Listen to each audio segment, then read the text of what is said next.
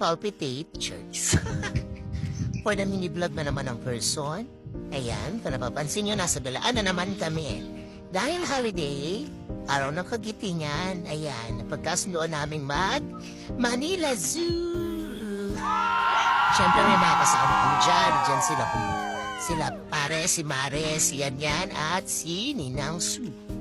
So, syempre, para di masyadong haggard, nag-drop na kami mula Pitex hanggang Manila Zoo kasi may kasama kaming bagets. And ayan, for the video, ang mga person sa loob ng Shishakya. And ayan, malapit-lapit na kami. Natatanaw ko na ang pader. May mga may mga kahayupan na sa gilid ng pader. So, konting kiss na lang. Malapit na kami sa Manila Zoo. First time ko palang makarating dito after 30 years. Kaya sobrang excited. And andito na nga po kami. And since nagpabook na kami online, hindi na kami nahirapan at hindi na rin kami pumila. Dire-diretso na kami. And hindi na tinignan yung QR code. Hindi na rin double check kung talaga nagbayad kami. Pinapasok ko lang ang bigla. Dapat pala nagsama na. Charis. Siyempre, di na iwas hassle na yon.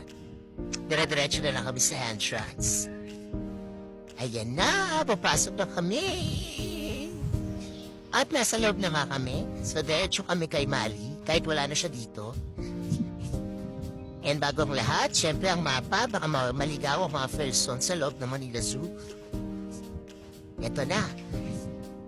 So, pa-picture muna kami sa picture ni Mali. Yan, buti na lang mapuno kasi mainit. So, tanggal muna ng face mask, lakad-lakad, and ikot-ikot, hanap ng mga kahayupan, mga kamag-anak pa namin nandito. Ayan, pasensya na kayo at medyo nanginginig ang aking kamay. Kaya magalaw ang video. Ayan po. Unang hayop. Ano ba tawag dyan? Basta para siya manok. Tapos ito naman ay capybara. Na sobrang attitude. Ay magpa-picture. And syempre, lakad-lakad. Kinanta namin ng mga tigre at mga leon ng mga tulo. At ito rin ang isang ostrich na nakahanga. Wow! Alam namin susuburin kami. Yan, ang laki pala niya sa personal. Pero nag-iisa lang siya. At ayan, so for the lakad ulit. And syempre, picture-picture kami dyan. Kaya naman aking asawa. Ayun, ang leon. Leon na tulog. Take note, alas 10 pa lang yan. Pero tulog pa rin sila.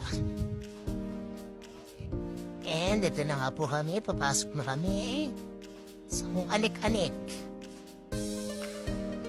Ayan, dito na yung mga buhaya, agong, at kung ano pang mga kahayupan na makita ninyo dyan. Ayan, sana nakikita nyo, no? Kasi nagre-reflect sa salamin. Okay, so lakad-lakad, lakad-lakad. Medyo mainit na. Ito na ang mga hayop. Kung hindi niya talaga mapapansin kasi kulay verde. Ayan, ang isang buwayang malaki. Nakala namin ay bato. Pero nagparamdam naman siya kaya medyo umangat siya. At ito na may mga pagong. And after sa pagong, dito na tayo sa mga kamag-anak natin. Oh my gosh. Ba't ibang klase ng mga kamag-anak?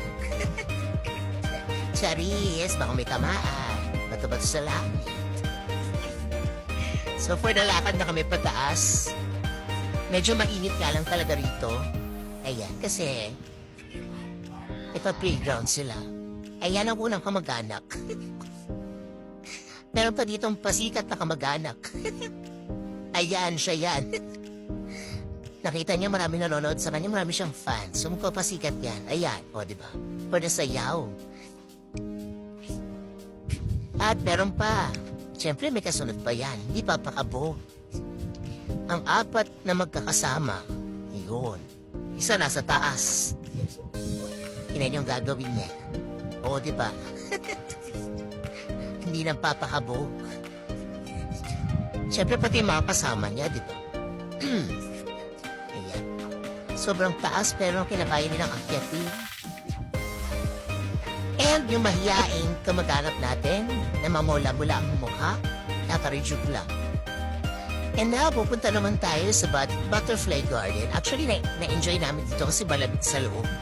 Naka-aircon. Social.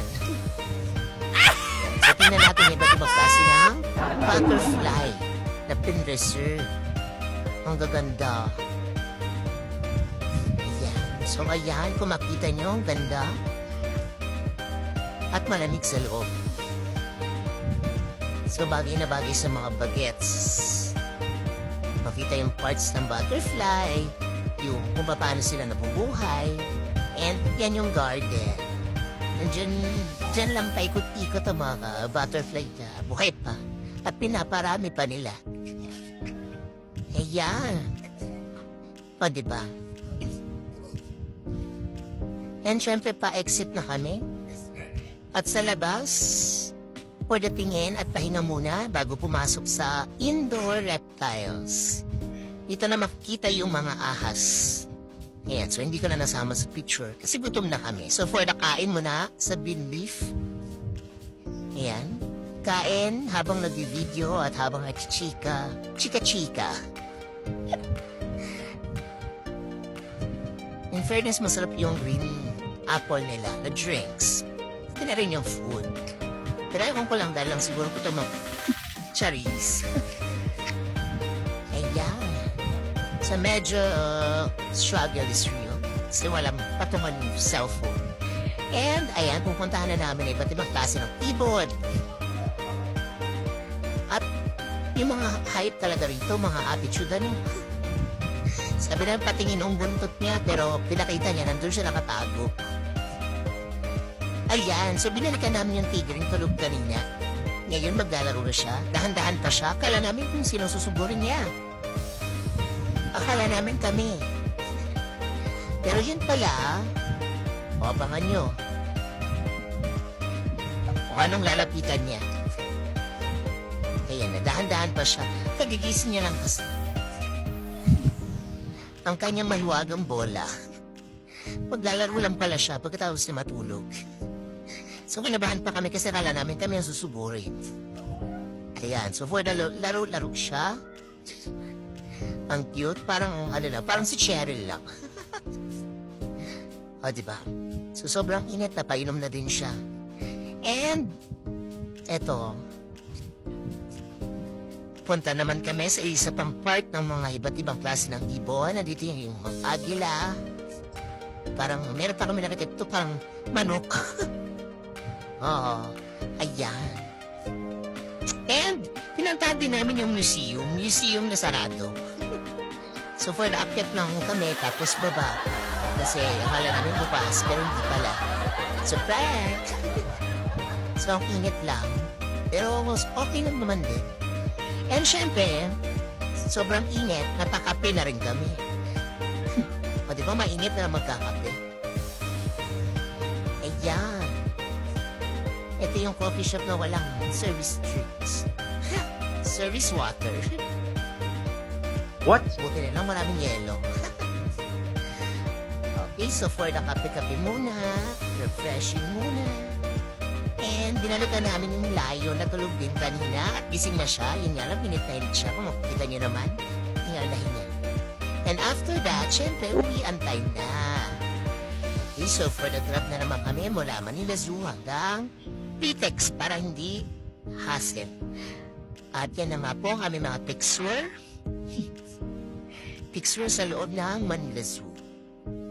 Sulit na sulit kahit nakakapagod at mainit. So punta na rin kayo. 300 lang po ang entrance. Pwede rin po kayong mag-book online para hindi na rin kayo mahassle sa pagpasok.